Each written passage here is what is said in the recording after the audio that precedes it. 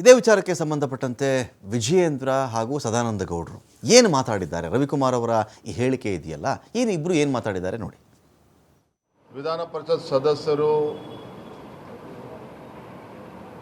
ಆತ್ಮೀಯರಾಗಿರ್ತಕ್ಕಂಥ ರವಿಕುಮಾರ್ ಅವರ ಹೇಳಿಕೆ ನಾನು ಕೂಡ ನಿನ್ನೆ ಮಾಧ್ಯಮಗಳಲ್ಲಿ ಗಮನಿಸಿದ್ದೇನೆ.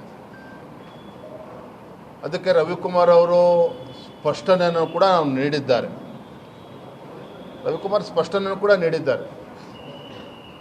ತದನಂತರದಲ್ಲಿ ಅಧಿಕಾರಿಗಳ ಒಂದು ಅಸೋಸಿಯೇಷನ್ ಇದೆ, IAS ಆಫೀಸರ್ಸ್ ಅಸೋಸಿಯೇಷನ್, ಅವರೆಲ್ಲರೂ ಕೂಡ ಮುಖ್ಯಮಂತ್ರಿಗಳನ್ನು ಭೇಟಿ ಮಾಡಿ ಕಂಪ್ಲೇಂಟನ್ನು ಕೂಡ ಕೊಟ್ಟಿದ್ದಾರೆ ಅಂತೇಳಿ ಮಾಹಿತಿ ಬಂದಿದೆ. ನಿನ್ನೆ ಕಾಂಗ್ರೆಸ್ ಪಕ್ಷದ ಕೆಲವು ಹಿರಿಯ ಮುಖಂಡರು ಕೂಡ ಹೊರಟ್ಟಿ ಅವ್ರನ್ನ ಭೇಟಿ ಮಾಡಿ ಅಲ್ಲೂ ಕೂಡ ಕಂಪ್ಲೇಂಟನ್ನು ನೀಡಿದ್ದಾರೆ, FIR ಕೂಡ ರಿಜಿಸ್ಟರ್ ಮಾಡಿದ್ದಾರೆ. ರವಿಕುಮಾರ್ ವಿಚಾರ ಒಂದು ಕಡೆ ಇರಲಿ, ಅದ್ರ ಬಗ್ಗೆ ಚರ್ಚೆಗಳು ನಡೀತಾ ಇದೆ. ನಾನು ಅದ್ರ ಬಗ್ಗೆ ಈ ಸಂದರ್ಭ ಅವರ ಹೇಳಿಕೆಯ ಬಗ್ಗೆ ಅಂತ ನಾನು ಮಾತಾಡೋದಿಲ್ಲ.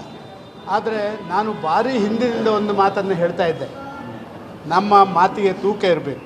ವಿಶೇಷವಾಗಿ ಜವಾಬ್ದಾರಿಯಲ್ಲಿದ್ದಂಥವರು, ಪಕ್ಷದ ಪ್ರಮುಖ ಹುದ್ದೆಗಳಲ್ಲಿರುವಂಥವರು, ಬೇರೆ ಬೇರೆ ನಮ್ಮ ರಾಜಕಾರಣದಲ್ಲಿ ಚುನಾಯಿತ ಪ್ರತಿನಿಧಿಗಳು, ಅವರ ಮಾತುಗಳು ಮತ್ತೊಂದು ಅದು ತೂಕ ಇದ್ರೇ ಅದಕ್ಕೆ ಒಂದು ಗೌರವ ಬರುವಂಥದ್ದು.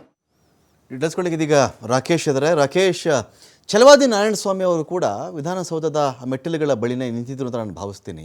ಅವರು ತುಂಬ ತೂಕವಾಗಿ ನಾವು ಈ ಥರದ್ದು ಏನೋ ಒಂದು ನಮ್ಮದೊಂದು ವಿಷಯ ಇತ್ತು, ಮಾತಾಡಬೇಕಾಗಿತ್ತು, ಮುಖ್ಯಮಂತ್ರಿಗಳು ಸಿಗ್ತಾ ಇಲ್ಲ, CS ಸಿಗ್ತಾ ಇಲ್ಲ ಅಂತ ಅವರೊಂದು ಅಲ್ಲಾರೋ ಪೊಲೀಸ್ ಅಧಿಕಾರಿ ಮುಂದೆ ಮಾತಾಡ್ತಾ ಇದ್ದಾರೆ.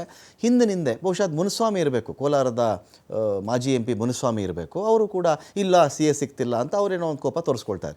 CS ಸಿಗ್ತಿಲ್ಲ ಅನ್ನೋದು ಬೇರೆ, CS ರಾತ್ರಿ ಎಲ್ಲಿ ಕೆಲಸ ಮಾಡ್ತಾರೆ, ಹಗಲಲ್ಲಿ ಎಲ್ಲಿ ಕೆಲಸ ಮಾಡ್ತಾರೆ ಅಂತ ಮಾತನಾಡೋದು ಬೇರೆ. ಇದು ಮೊದಲ ಬಾರಿ ಅಲ್ಲ ರವಿಕುಮಾರ್ ಅವರ ವಿಚಾರ, ಇದೇನು ಫಸ್ಟ್ ಟೈಮ್ ಅಂತೂ ಅಲ್ಲ. ಯಾವಾಗೆಲ್ಲ ಈ ಥರದ ಅವಕಾಶ ಸಿಗುತ್ತೋ ಒಂಥರ ಉಡಾಫೆ, ಗೇಲಿ, ವ್ಯಂಗ್ಯ, ಹಗುರ ಮಾತುಗಳಾಡೋದು. ಪಾಕಿಸ್ತಾನದಿಂದ ಬಂದಿದ್ದಾರಾ, ಪಾಕಿಸ್ತಾನಕ್ಕೆ ಅಪಾಯಿಂಟ್ ಆಗಿದ್ದಾರಾ, ಈ ಥರದ ಮಾತುಗಳು. ಯಾಕೆ ಹೀಗೆ ರವಿಕುಮಾರ್ ಅಂತ?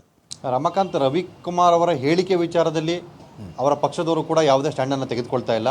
ಈ ವಿಚಾರವನ್ನು ಬಳಸುವುದು ಬೇಡ ಅನ್ನುವಂಥದ್ದಷ್ಟನ್ನೇ ಹೇಳ್ತಿದ್ದಾರೆ ಹೊರತು ಅವರ ವಿಚಾರಕ್ಕೆ ಸಂಬಂಧಪಟ್ಟ ಹಾಗೆ ನಮ್ಮ ಪಕ್ಷದ ನಿಲುವೇನು ಅನ್ನೋದನ್ನು ಕೂಡ ಹೇಳ್ತಾ ಇಲ್ಲ.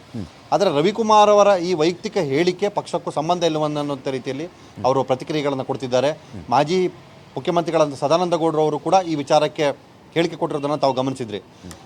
ನಾವು ಮಾತನಾಡುವ ಮಾತು ಸದಾ ತೂಕಬದ್ಧವಾಗಿರಬೇಕು, ಆ ಮಾತು ಯಾರಿಗೂ ಕೂಡ ನೋವನ್ನುಂಟು ಮಾಡಬಾರದು, ಆದರೆ ವಿಚಾರ ಆಧಾರಿತ ಮಾತುಗಳನ್ನು ಮಾತ್ರ ಆಡಬೇಕು ಅನ್ನುವಂಥದ್ದನ್ನು ಹೇಳಿದರು.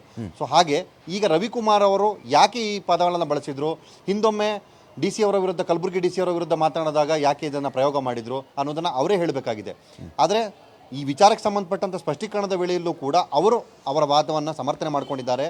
ನಾನು ವಿಚಾರ ಆಧಾರಿತವಾಗಿ ಈ ವಿಷಯವನ್ನು ಹೇಳಿದ್ದೇನೆ ಹೊರತು ವೈಯಕ್ತಿಕವಾಗಿ, ವ್ಯಕ್ತಿಗತವಾಗಿ ಯಾರಿಗೂ ನೋವನ್ನುಂಟು ಮಾಡುವ ಪ್ರಯತ್ನವನ್ನು ಮಾಡಿಲ್ಲ ಅಥವಾ ಹೇಳಿಕೆಯನ್ನು ದಾಖಲಿಸಿಲ್ಲ ಅನ್ನುವಂಥದ್ದನ್ನು. ಸೊ ನಾವು ಇವುಗಳನ್ನು ಗಮನಿಸಿದಾಗಲೇ ಗೊತ್ತಾಗುತ್ತೆ ಅವರ ವಿಚಾರ ಆಧಾರಿತ ವಿಷಯಗಳು ಹೇಗಿರ್ತವೆ ಮತ್ತು ಅವರು ಯಾವ ರೀತಿ ಅದಕ್ಕೆ ಕಮೆಂಟನ್ನು ಮಾಡ್ತಿದ್ದಾರೆ ಅನ್ನೋದರಲ್ಲೇ ಅವರ ತನವನ್ನು ನಾವಿಲ್ಲಿ ತಿಳ್ಕೊಬೋದು ಅನ್ನುವಂಥ ಮಾತುಗಳು ಕೂಡ ಕೇಳಿಬರ್ತಾ ಇದೆ. ಆದರೆ ಅವರ ಮಾತಿನ ಹಿಂದಿನ ಉದ್ದೇಶ ಏನು, ಯಾಕೆ ಅನ್ನೋದನ್ನು ಅವರೇ ಸ್ಪಷ್ಟಪಡಿಸಬೇಕಾಗುತ್ತೆ. ಈಗ ಕೋರ್ಟ್ನಲ್ಲಿ ತಮ್ಮ ವಿರುದ್ಧ ಬಂದಿರುವಂಥ FIRಗೆ ಜಾಮೀನು ಪಡೆದುಕೊಳ್ಳೋ ಪ್ರಕ್ರಿಯೆ ಅವರು ಭಾಗಿಯಾಗಿದ್ದಾರೆ. ಇದುವರೆಗೂ ಕೂಡ ಇದಕ್ಕೆ ಸಂಬಂಧಪಟ್ಟಾಗಿ ನೇರ ಸ್ಪಷ್ಟೀಕರಣವನ್ನು ಅವರು ಕೊಟ್ಟಿಲ್ಲ. ಇದಾದ ಬಳಿಕ ಅವರು ಏನು ಹೇಳ್ತಾರೆ ಅನ್ನೋದು ಅಷ್ಟೇ ಕುತೂಹಲದ ವಿಚಾರ ಆಗಿದೆ. Ramakant, thank you Rakesh.